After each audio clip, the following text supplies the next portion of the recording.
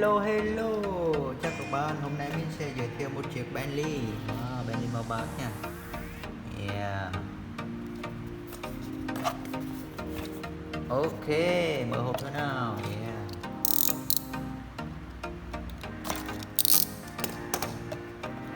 Tèn tèn.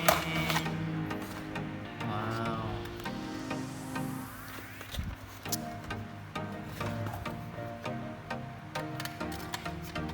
Yeah, đây là các bạn. Wow. Wow, beautiful. Yeah.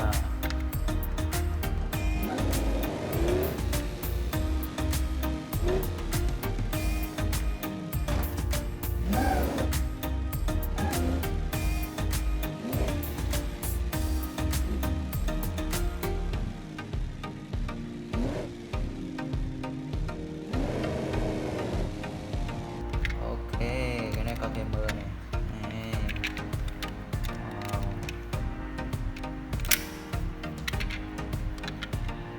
Ok, let's go.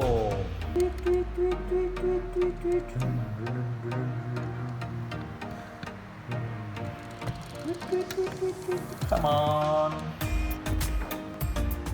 Come on.